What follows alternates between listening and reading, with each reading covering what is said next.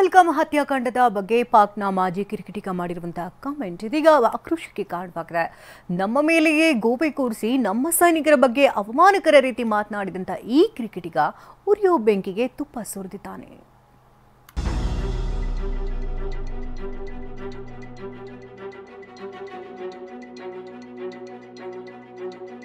तुम लोगों की 8 लाख फौज वहां बैठी है यार कश्मीर में. इसका मतलब है नालायक के निकम्मे हो ना तुम लोग कि सिक्योरिटी आप दे नहीं सके लोगों को. ಇದೇ ಮಾತು ಪಾಕಿಸ್ತಾನದ ಮಾಜಿ ಕ್ರಿಕೆಟಿಗನ ಇದೇ ಮಾತು ಈಗ ಭಾರತೀಯರ ಎದೆಯಲ್ಲಿ ಉರಿತಾ ಇರುವ ಕಿಚ್ಚಿಗೆ ತುಪ್ಪ ಸುರಿಯುವಂತೆ ಮಾಡಿದೆ. ಉಗ್ರರ ಪೈಶಾಚಿಕ ಕೃತ್ಯವನ್ನ ಖಂಡಿಸೋದು ಬಿಡಿ, ಬದಲಾಗಿ ಭಾರತೀಯ ಸೈನಿಕರನ್ನ ಅವಮಾನಿಸಿದ್ದಾನೆ. ಅಲ್ಲದೆ ದಾಳಿಗೆ ಸಾಕ್ಷಿ ಏನು ಅಂತ ನಾಲಿಗೆ ಹರಿಬಿಟ್ಟಿದ್ದಾನೆ. ಇದು ಇಲ್ಲಿಗೆ ನಿಂತಿಲ್ಲ. ಚಾನೆಲ್ 1ರ ಸಂದರ್ಶನದಲ್ಲಿ ನಾಲಿಗೆ ಹರಿಬಿಟ್ಟು ಭಾರಿ ಟೀಕೆಗೆ ಒಳಗಾಗಿದ್ದ ಅಫ್ರಿದಿ ನಿನ್ನೆ ಮತ್ತೆ ಸ್ಥಳೀಯ ಮಾಧ್ಯಮಗಳಿಗೆ ಹೇಳಿಕೆ ಕೊಟ್ಟಿದ್ದಾರೆ.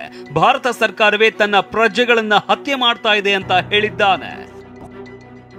ಶಾಹಿದ್ ಅಫ್ರಿದಿಯನ್ನ ಜೋಕರ್ ಎಂದ ಓವೈಸಿ. 2025-26 ಅಡ್ಮಿಷನ್ಸ್ ಓಪನ್ ಆಗಿದೆ. ನಿಮ್ಮ ಸೀಟ್ಗಳನ್ನು ಈಗಲೇ ರಿಸರ್ವ್ ಮಾಡಲು ಕರೆ ಮಾಡಿ 9900072632 ಅಥವಾ visit Saptagiri NPS university Bengaluru.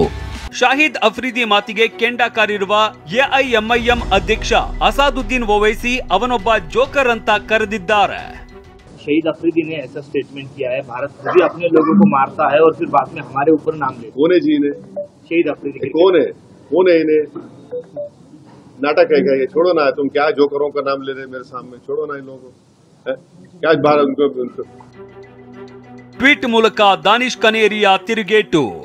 Pahalgam ಭದ್ರತಾ ವೈಫಲ್ಯವನ್ನ ಟೀಕಿಸಿರುವ ಮಾಜಿ ಕ್ರಿಕೆಟಿಗ ಶಾಹಿದ್ ಅಫ್ರಿದಿಯನ್ನ ಅವರದ್ದೇ ದೇಶದ ದಾನಿಶ್ ಕನೇರಿಯಾ ತಿರುಗೇಟು ಕೊಟ್ಟಿದ್ದಾರೆ. ಶಾಹಿದ್ ಅಫ್ರಿದಿ ಸದಾಕಾಲ ಉಗ್ರರ ದೃಷ್ಟಿಕೋನವನ್ನೇ ಹೊಂದಿದ್ದಾರೆ ಅಂತ ಡ್ರೆಸ್ಸಿಂಗ್ ರೂಮ್ನ ಕಥೆಗಳು ಬಯಲು ಮಾಡಿದ್ದಾರೆ. ಶಾಹಿದ್ ಅಫ್ರಿದಿ ಸದಾಕಾಲ ತೀವ್ರಗಾಮಿಯಂತೆ ವರ್ತಿಸುತ್ತಾರೆ. ನನ್ನ ಅಭಿಪ್ರಾಯದಲ್ಲಿ ಅವರಿಗೆ ಭಾರತೀಯ ಮಾಧ್ಯಮದಲ್ಲಿ ಅವಕಾಶ ನೀಡಬಾರದು. ಇನ್ನು ನನ್ನನ್ನ ಇಸ್ಲಾಂಗೆ ಮತಾಂತರಗೊಳ್ಳುವಂತೆ ಮನವೊಲಿಸಲು ಶಾಹಿದ್ ಪ್ರಯತ್ನಿಸಿದ್ರು ಮತ್ತು ನನ್ನೊಂದಿಗೆ ಊಟವನ್ನ ಹಂಚಿಕೊಳ್ಳಲು ನಿರಾಕರಿಸುತ್ತಿದ್ರು. 2025-26 ಅಡ್ಮಿಷನ್ಸ್ ಓಪನ್ ಆಗಿದೆ. ನಿಮ್ಮ ಸೀಟ್ಗಳನ್ನು ಈಗಲೇ ರಿಸರ್ವ್ ಮಾಡಲು ಕರೆ ಮಾಡಿ 9900072632 ಅಥವಾ visit Saptagiri NPS university Bengaluru. ಇದು ನನಗೆ ತೀವ್ರ ಅಗೌರವವೆನಿಸಿತು. ಇನ್ನೆಷ್ಟು ಸಲ ಸೋಲ್ತೀಯ ಎಂದ ಧವನ್. ಇನ್ನು ಶಾಹಿದ್ ಅಫ್ರಿದಿ ಮಾತಿಗೆ ಕ್ರಿಕೆಟಿಗ ಶಿಖರ್ ಧವನ್ ಕೂಡ ತಿರುಗೇಟು ಕೊಟ್ಟಿದ್ದಾರೆ. ಕಾರ್ಗಿಲ್ ಯುದ್ಧದಲ್ಲೂ ಸೋಲಿಸಿದ್ವಿ, ಈಗಾಗಲೇ ಸೋತು ಸುಣ್ಣವಾಗಿರುವ ನೀನು ಇನ್ನಷ್ಟು ಕೀಳು ಮಟ್ಟಕ್ಕೆ ಇಳಿತೀಯ. ಸುಖ ಸುಮ್ಮನೆ ಕಾಮೆಂಟ್ ಮಾಡೋ ಬದಲು ನಿನ್ನ ದೇಶದ ಪ್ರಗತಿ ಬಗ್ಗೆ ಏನಾದರೂ ಯೋಚಿಸು. ನಮಗೆ ನಮ್ಮ ಸೈನಿಕರ ಮೇಲೆ ಅಪಾರವಾದ ಗೌರವವಿದೆ. ಭಾರತ್ ಮಾತಾ ಕಿ ಜೈ, ಜೈ ಹಿಂದ್.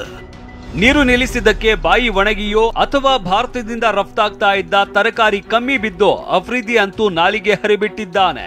ಆದರೆ ಭಾರತದ ವಿರುದ್ಧ ಅನ್ನಬಾರದ ಮಾತುಗಳನ್ನಾಡಿರುವ ಶಾಹಿದ್ ಅಫ್ರಿದಿ ವಿರುದ್ಧ ಸದ್ಯ ದೇಶದಾದ್ಯಂತ ಆಕ್ರೋಶ ವ್ಯಕ್ತವಾಗಿದೆ. Bureau report TV9. 2025-26 admissions open ಆಗಿದೆ. ನಿಮ್ಮ ಸೀಟ್ಗಳನ್ನು ಈಗಲೇ ರಿಸರ್ವ್ ಮಾಡಲು ಕರೆ ಮಾಡಿ 9900072632 ಅಥವಾ visit Saptagiri NPS university Bengaluru.